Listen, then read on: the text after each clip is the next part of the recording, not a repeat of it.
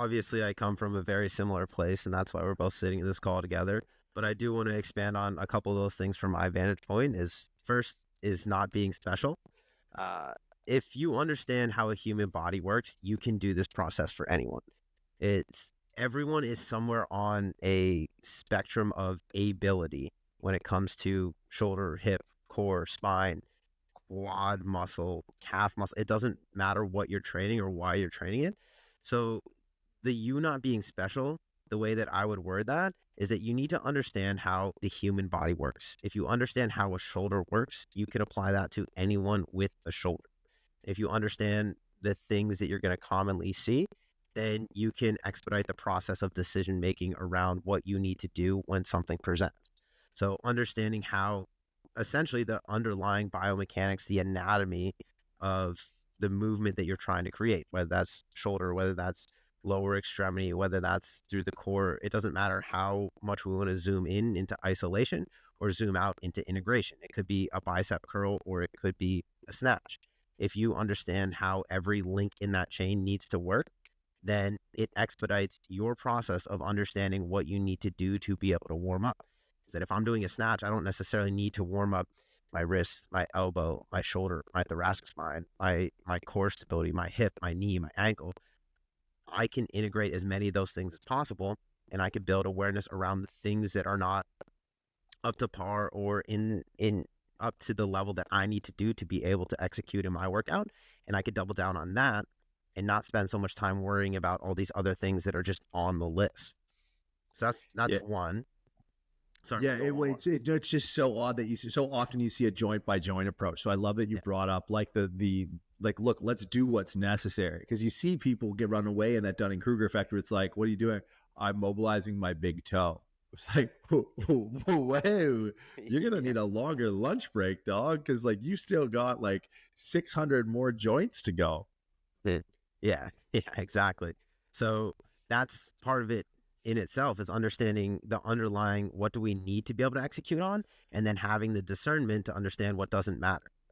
And then the second thing is you mentioned the word awareness. We both mentioned it so far, and that's kind of the process in which we founded this company on. But the mobility, stability, strength, that's why we trademarked that, because there's a very real implication on that, is that when we're starting to look at what we need to do in a workout, limitations are going to exist in that order, in your ability to access range of motion. So can we access the range of motion that we need to? Can we stabilize the range of motion that we need to?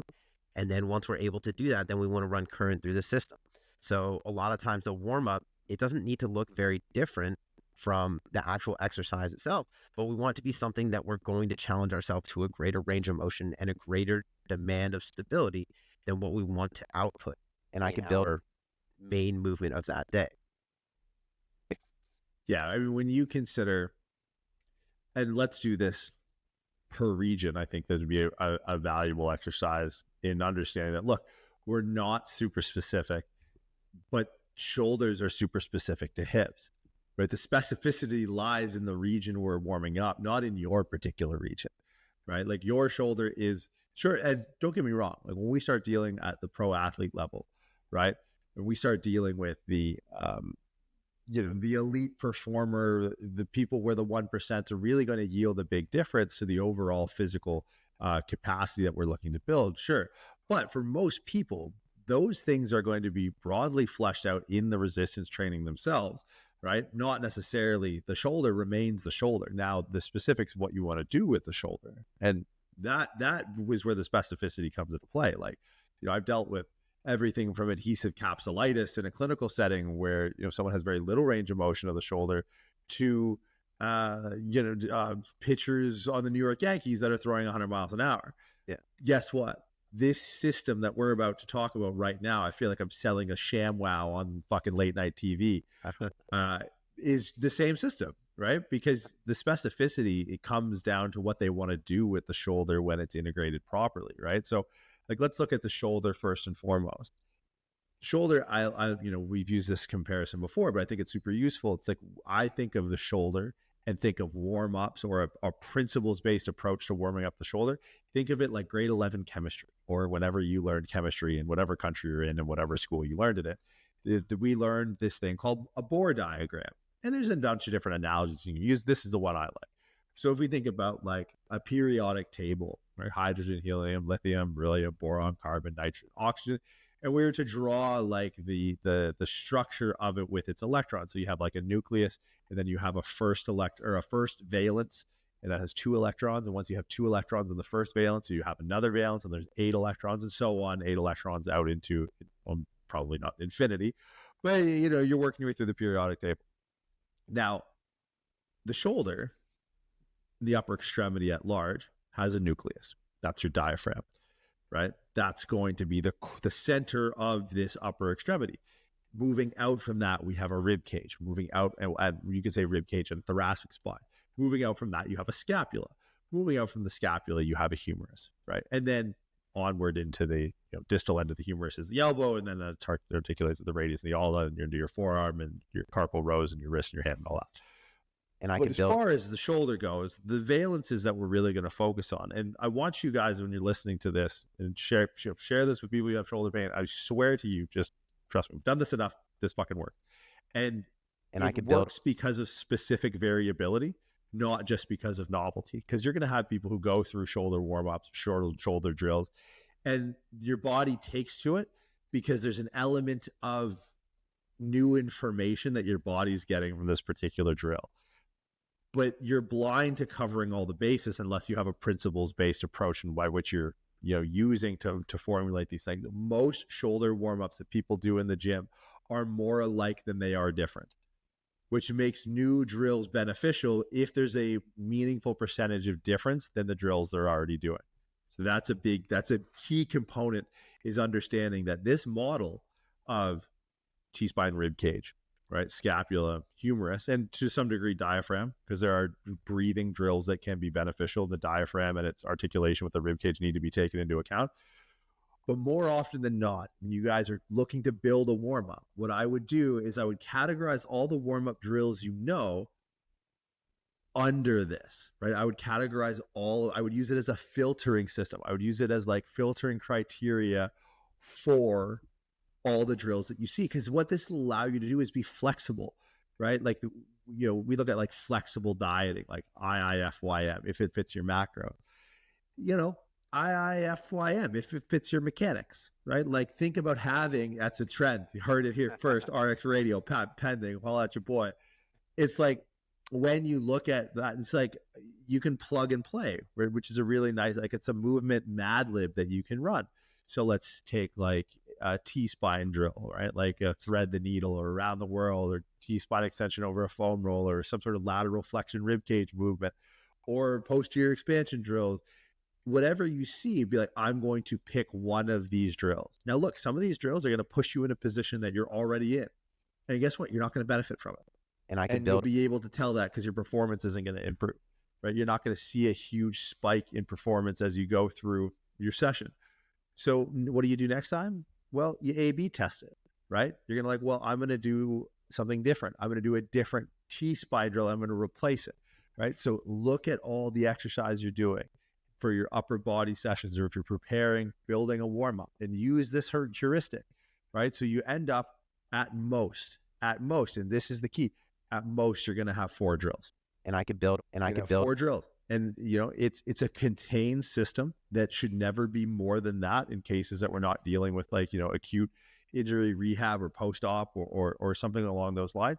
For most people, what we're going to be doing is we're going to be looking at cycling through 4 drills. And I could build a T-spine drill, a scapula drill, maybe an internal external rotation drill, right? And when we come across a new drill, we just sub it in. Right. And we keep finding, now look, you might not dig into the biomechanics, and you might, through understanding your own outcomes from performance, like how does that feel? How are your training sessions after these warm-up drills? You can start to tease out, without knowing anything about mechanics, what your body is going to take to, because it will respond in kind in the workouts that you're doing. You're going to start to see the needle move a little bit when it comes to your performance. You're going to start to see your lifts go up or your pain go down or your position or technique improve as a consequence. Now, you'll expedite this process further if you know the specific variability that you need, right? Like some people might need more T-spine rotation or trunk rotation over T-spine extension and flexion. That's something that can be discerned by a trained eye. But you don't need to be a trained eye. You just need to control your variable, right? So when we look at the upper body, those are the big rocks that we're going to look at. And so if you filter all of things down, a lot of the exercises you're doing are more alike in one of these categories than different, and standing in a different emoji. Chestnut emoji. Yeah, that'll make sense to Matt Penny when he listens to this. So when we look at it, it's almost like, and I use this comparison called what's it called? They do it with a personality test. It's I'm blanking on the term. And I could factor analysis. So a factor analysis is, if we think about personality, right? Openness, conscientiousness, extroversion, agreeableness, and neuroticism. It's like, that's a really weird list of 5 things that all personalities can be described as. And it's like, well, no, that's the root of all aspects of personality, right? And we come to this list through factor analysis by saying, like, someone is happy, someone is jovial, someone is kind. It's like, are those 3 things more alike than they are different? It's like, yeah, they are, right? So you could look at a Y raise, a W raise, a T raise, and an I raise and be like, are those more alike than they are different? Like, yeah, in the eyes of your, third eye, your 6th sense, your body's kind of moving through the same plane with the same muscles at the same joint. Not in a way different enough to be meaningful to the nervous systems, the skeleton, the musculoskeletal system. So, and I could build. This is when we look at upper body, building an upper body warm up, I want you guys to go out, find all your drills, write them all down and be like, okay, which one of these are T-spine and rib cage? Thread the needle around the world, T-spine rotation, trunk rotation, lateral flexion drills. And I could build. Bucket those. Scapular drill. Retraction, protraction, upward rotation, downward rotation, band pull aparts, push ups with a plus, all those, write those down. And internal I could build rotation drills, cable internal rotation, pec stretching, lat stretching, pullovers, external rotation drills, cable external rotations, the kettlebell bottom under press, scaps, or dead hang scap sets, which are like external rotation scap drills at the same time. Pull aparts, face pulls, those all have an external, and then just run the playbook. Run an Mad Lib of 1 through 4, and then here's the key, and this will be true of all warm-ups. And I could build. Integrate your warm-up into your workouts. What does that mean? It means if me and Jay are running a 4x100 meter relay, and I'm going to be the first guy because I'm slow as fuck, and he's got to make up ground for my slow ass, and I pass him the baton, Jay is already in motion for that second leg of the race. Your warm-up is the first leg of the race, right? It happens on the track. This is part of the exercise. It's part of the stimulus. So I'm going to pass the rock to him while Jay is already moving. So what does that mean in terms of training? It means as I go through these 4 drills for the upper extremity, I'm going to integrate it with the first exercise of my program for the day. Let's make it super simple for all of you. Let's say bench press. So I'm going to do a T-spine drill, scap, internal, external rotation. I'm going to pair at the end of my external rotation drill, I'm going to pair that with my first set of bench press. Maybe it's the empty bar. Maybe it's 95 pounds. Maybe it's 135. And then what I do is we enter back into this loop, this circuit, and now we go T-spine, rib cage, scap, internal, external rotation. My warm-up is heavier in between. Right? Warming up should be such an expedient process that, as you kind of alluded to, as you build that awareness over time, it becomes something that you can gauge day by day, right? And not only can you gauge day by day from the volume of your warm-up, you can take that information that you're getting from your warm-up and actually help gauge and dictate your workout to come, right?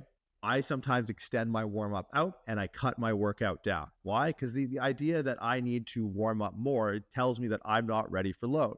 So what I usually do, if I do 2, 3, 4 rounds of warm-up and I get into 3 or 4 rounds, I'm still not feeling good, I'm looking at like, okay, I don't want to warm up all day. I still want to drive some stimulus. What are the exercises I'm doing? Where are my opportunities to work around me feeling shit today? I'm going to use this free weight thing and do it as a machine. My elbows are a little bit pissed off. I was going to do a bilateral preacher curl, doing preacher curl with both arms. I'm going to do it with one arm instead, right? So it's a really good data collection process, right? It lets you know, what did you get to the starting line, and do we need to move the finish line? And I That's could build what warming up should be about, is understanding those two components. Can we consistently start our workout at a neurological and physical and physiological starting line? And if not, do I need to move the finish line if I have to move the starting line? Sometimes we move the starting line up. Today feels pretty good. Full send. Sometimes I got to move the starting line, further back. Hey, where's the finish line? I got to bring that finish line forward, right? Today's not it. So you can gauge overall stimulus if you're aware and open to receiving the information that your warm-ups give you. And I think a lot of people just look at efficacy of warming up and they get lazy. They go, static stretching causes injuries. Warming up is bad. It's like, dude, go rub two sticks together to make fire, you fucking Neanderthal. Like, when we have a conversation about training human beings here, there's so many elements to warming up that make it useful. And I think understanding the starting line and the finish line and how warming up gives us data about where to place those is super important.